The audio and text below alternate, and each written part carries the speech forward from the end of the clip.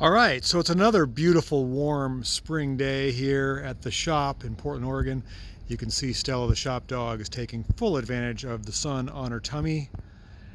I don't know what's up about dogs doing that, but it is what it is. Yesterday we did a video on the little blue Honda Matic. It's a 2-speed Civic from 1975. I've got that running pretty good, and if you're lucky I might do a drive video on that later today.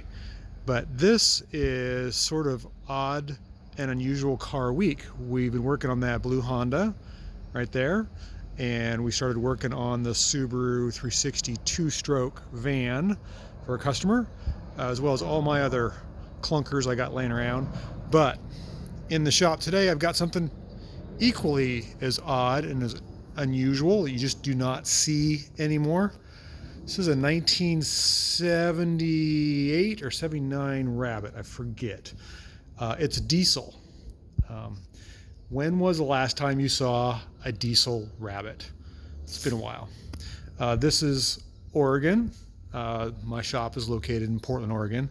And not only are we a very liberal city and a liberal state, we are not allowed to pump your own fuel. But the big perk about living in Oregon is cars last a long time. We have very cheap registration fees.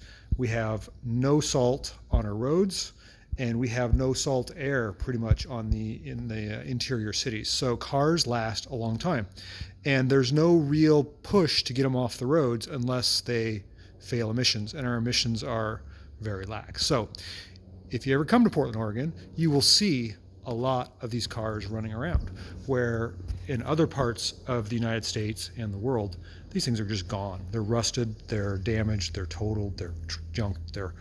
But anyhow, this is an early 80s Rabbit.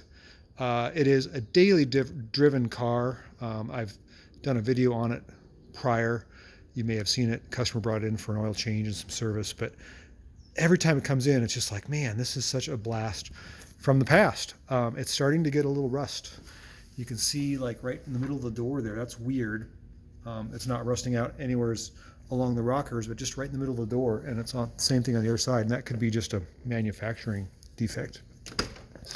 Let's take a look at the inside, shall we? Again, this is a daily driven Rabbit since the early 80s. It has the signature kind of a groany key fob. Let's take that out. You can hear the kind of the strain of the, I don't know what you call it, the buzzer. This car is very much loved, and it has a gauge pack. Take it off there. You can see that there. EGTs there on the left, tachometer in the middle, and then voltage gauge on the right. Let's start the car up. Make sure it's a neutral. It's a 4-speed. Key in, all the lights are on the dash. Let's let the glow plugs kind of warm up. I want to show you these, they're pretty cool. Okay, glow plugs are off. The diesel has come to life. We've got a tachometer in the middle there. I'm going to rev it up a little bit, you can watch it. And the voltage you can see is up around 13, 14. Let me shut the door so you can hear me better. And of course our pyrometer or our exhaust temperature is very, very low. Really neat car. So we'll turn that off. It's neat that somebody's added gauges. And very well kept. Although the interior is pretty worn, it is very useful. And let's take a look under the hood. Has disc brakes in the front, drums in the rear, of course. It's a 1.5 liter engine with a release on the hood on the outside. Let me get the prop rod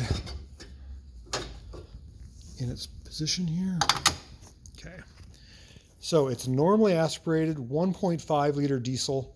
Just simple little thing. It's not, blue tech. It's not, doesn't have any DEF fluid, anything like that. It's just simple.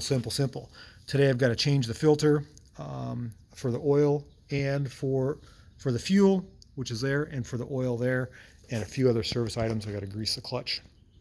Has a manual clutch, in other words, a cable no hydraulics, just super duper simple. These things get about 50 miles per gallon if you can hold it under 50 miles an hour or 60 miles an hour, right in that range, and they're pretty darn reliable. This is the original engine. I did replace the head on it probably 6 years ago. So the head had some issue. I forget what it was now, but pretty neat. So just wanted to give a shout out that somebody's been driving this car for years and years and years and enjoying it and loving it.